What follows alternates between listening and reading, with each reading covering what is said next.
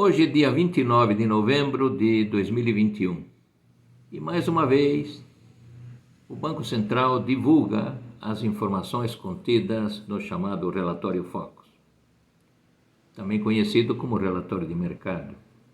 E a palavra mercado se deve ao fato de que são colegas economistas que trabalham em bancos, que trabalham em corretoras, em financeiras, os denominados economistas-chefe, são aqueles que têm a responsabilidade em fazer estas previsões deste conjunto selecionado de variáveis.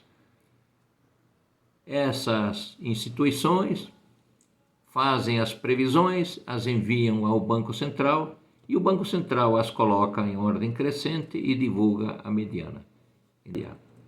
E aqui nós temos variáveis extremamente importantes, que vem a ser a taxa de juros, Selic, que é a taxa básica que remunera os títulos públicos federais de emissão do Tesouro Nacional. E essa taxa básica acaba determinando as demais, dentro de uma estrutura de taxas de juros, acaba determinando também as demais taxas de juros praticadas no mercado. Temos também a variável taxa de câmbio, que devemos lembrar que a taxa de câmbio e a taxa de juros são, pela Constituição Federal de 1988, são da alçada do Banco Central do Brasil. Ou seja, é o Banco Central do Brasil quem tem o dever de zelar, de um lado, pela manutenção do poder aquisitivo da nossa moeda, ele é o guardião da nossa moeda, daí ele está sempre com o olho na taxa de inflação medida pelo IPCA e de outro na taxa de juros Selic. Se a taxa de inflação dispara, conforme é o caso, já passou de 2 dígitos, está na vizinhança de 10%, um pouco acima, e também a previsão aqui dessa semana está em 10,15%, a taxa de inflação para este ano de 2021. Para o ano que vem, há uma previsão de que essa taxa de juros que o Banco Central está praticando, elevando-a constantemente, domará a taxa de inflação no ano que vem, mas à custa de uma elevação muito acentuada da taxa de juros básica da economia, a denominada Selic. Hoje está em 7,75% ao ano. Tudo indica que no final do ano, ou seja, mais 15, 20 dias, a taxa passará para 9,25% ao ano. Conforme já disse em relatório anterior, a poupança voltará a pagar 6% ao ano, com juros cumulativos, mais a denominada taxa referencial, TR. A previsão da Selic para o ano que vem é mais elevada ainda, 11,25% ao ano. Neste ano de 2021, nós estamos observando que a taxa de juros em termos reais é bastante negativa. Basta pegar a previsão 10,15% com a previsão 9,25%. Isso no final do ano, a taxa, essa diferença, em termos reais, indica uma perda nas remunerações, de maneira generalizada, todas que são pela Selic.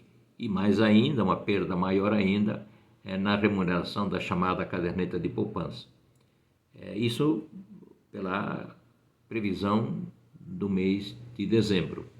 Muito bem. Nós temos aqui um regime de metas de inflação.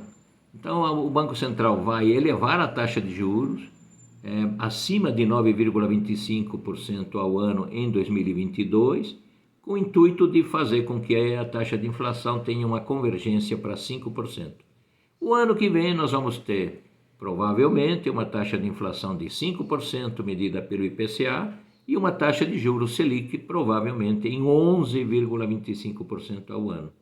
Ou seja, aí vamos ter uma taxa real de juros bastante positiva.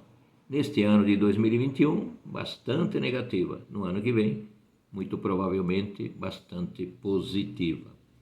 Nós temos aqui uma taxa de câmbio que está prevista em R$ 5,50 por dólar, neste ano de 2021 e também para o ano que vem, o ano de 2022.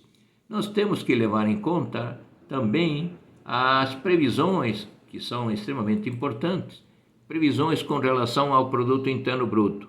E essas previsões estão caindo para este ano ainda de 2021, já se situam em 4,78%, e para o ano que vem nós estamos aqui com uma queda também acentuada nessa previsão do crescimento do PIB em 2022, pois o valor se situa em 0,58%. Há uma terceira variável que está colocada aqui sob a forma de um percentual. Indica o déficit primário dividido pelo PIB, pelo Produto Interno Bruto. E esse déficit primário vem caindo, na relação vem caindo, porque o denominador está crescendo devido, de um lado, ao aumento da taxa de inflação e devido ao outro lado, ao aumento da produção física, está aumentando muito mais do que o numerador. Então, a relação tende a diminuir. E aqui nós temos que fazer algumas considerações bastante importantes que dizem respeito à questão da dívida pública. Há uma parte da dívida pública que está no Banco Central, sob a forma de operações compromissadas. E o que nós temos aqui?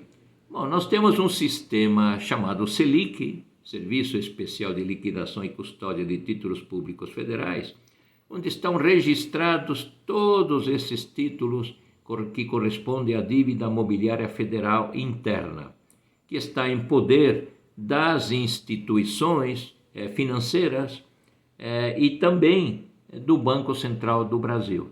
Ou seja, o Tesouro Nacional emite dívida, parte da dívida fica com instituições financeiras que repassam essa dívida para seus clientes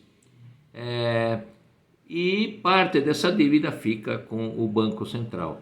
A dívida é constituída por títulos são letras do Tesouro Nacional, letras financeiras do Tesouro e diversas séries de notas do Tesouro Nacional, NTN. E aqui parece que, ao longo do tempo, houve uma divisão com relação à gerência da dívida pública. Parte da dívida pública, a maior parte da dívida pública, uns 75% da dívida pública, é gerenciada pelo Tesouro Nacional.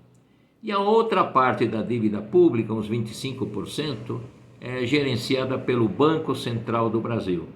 E o Banco Central do Brasil utiliza esses 25% para as chamadas operações compromissadas, que são operações que o Banco Central realiza junto às instituições financeiras, com o intuito de prover liquidez para todo o sistema.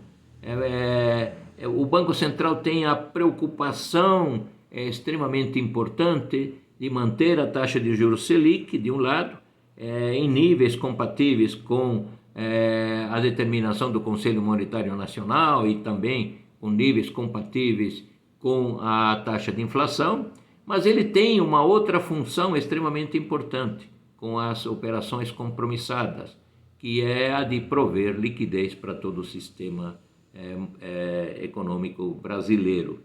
Então houve uma divisão importante, porque a dívida pública mobiliária que está em poder do público é 75% da dívida total. 25% são também dívida, mas estão no Banco Central do Brasil. E o Banco Central do Brasil utiliza esses títulos do Tesouro simplesmente para prover liquidez na economia.